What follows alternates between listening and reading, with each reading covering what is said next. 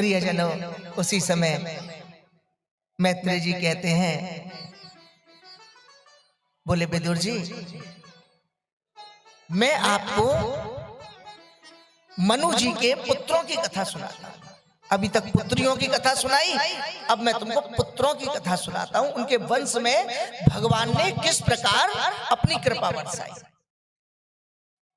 गोविंद ने मैत्रेय जी के पुत्रों के वंश में कैसे आनंद प्राप्त कराया, कैसे अवतार ग्रहण किया, कैसे दर्शन दिया।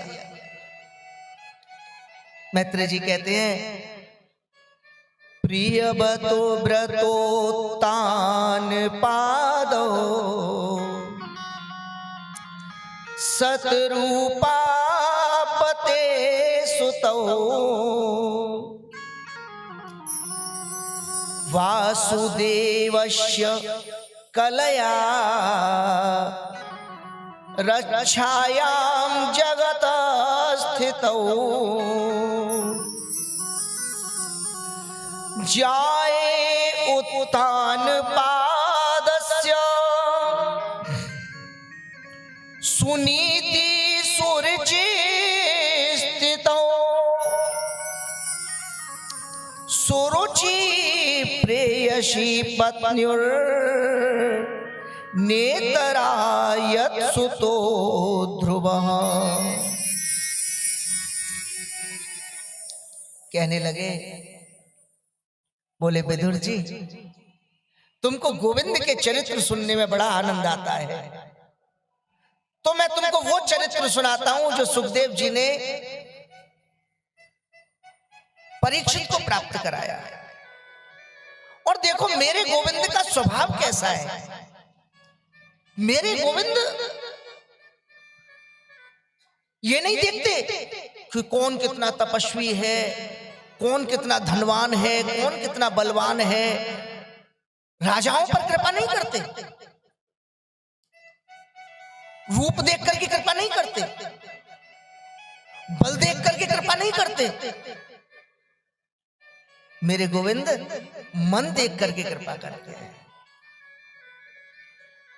जीव का मन कैसा है।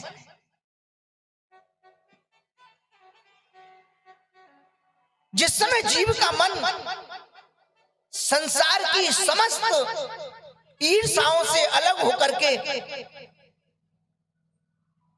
समस्त राग द्वेषों से अलग होकर के, जिस समय एकमात्र संसार के समस्त सुखों को प्राप्त, सुखों की स्थापना के लिए संसार के समस्त जीव सुखी हो जाएं, और मेरी चाहना से, मेरी प्राप्ति की चाहना से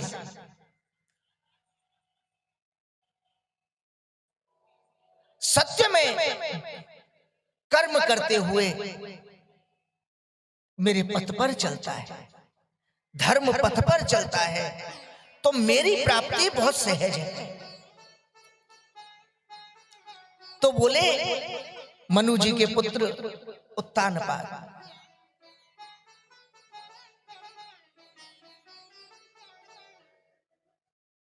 प्रियजनों,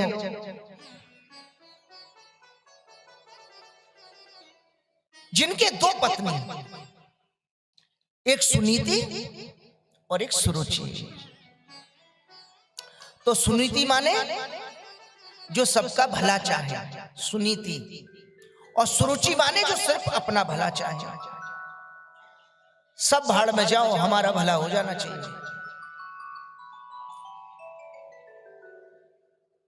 किसी को कुछ मिले ना मिले, हमें सब कुछ मिल जाना चाहिए।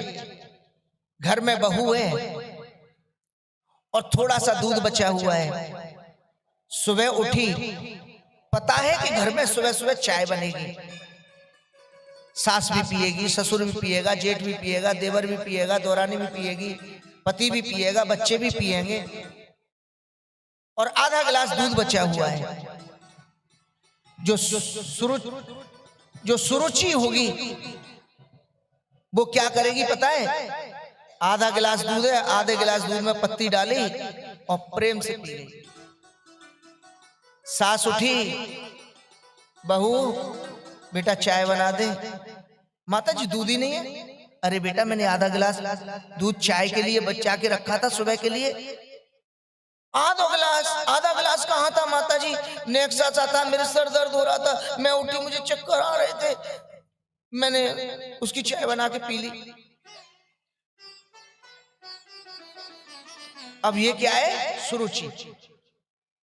और जो सुनीति होगी वो सबके लिए बनाएगी, चाहे थोड़ी थोड़ी सबको मिल जाए लेकिन सबको मिल जाए।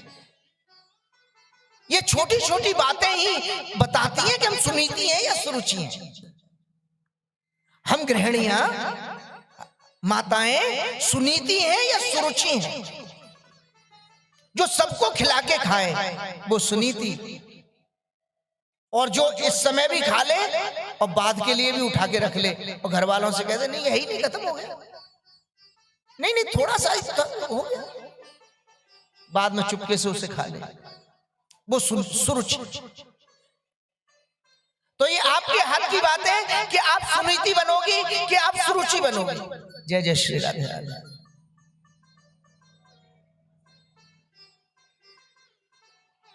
ये आपके हाथ की बात है। ये श्रीमद् भागवत कथा आपको कृष्ण प्राप्ति तभी कराती है जब आपको शुद्ध कर देती है। ये वॉशिंग मशीन है। श्रीमद् भागवत मोह कपट छल छिद्र न भावा, तो ये सबसे पहले आपको पवित्र करती हैं, आपको निर्मल करती हैं, आपकी वॉशिंग करती हैं, आपको गोविंद के योग्य बनाती हैं। ये जो कथाएं हैं ना, ध्रुव चरित्र की कथा, प्रहलाद चरित्र की कथा, अजामिल की कथा, हाथी मगर की कथा है ना, अभी कल आप सुनोगे गजेंद्र मोक्ष की कथा, जो हाथी और मगर की कथा है। ये हाथी और मगर की कथा नहीं है, ये ध्रुव चरित्र एक माँ और बेटे का चरित्र नहीं है, ये चरित्र हमारा और आपका है। इसके माध्यम से आपके हृदय को बताया गया है कि आपको कैसा होना चाहिए, आपको कैसी माँ होना चाहिए, आपको कैसी पत्नी होना चाहिए, आपको कैसी बहन होना चाहिए। सबसे पहले ये भागवत जी बता रही हैं आपको, गोविंद के योग्य बना रही हैं पहले, फिर बाद में जाके कृष्ण जन्म होगा।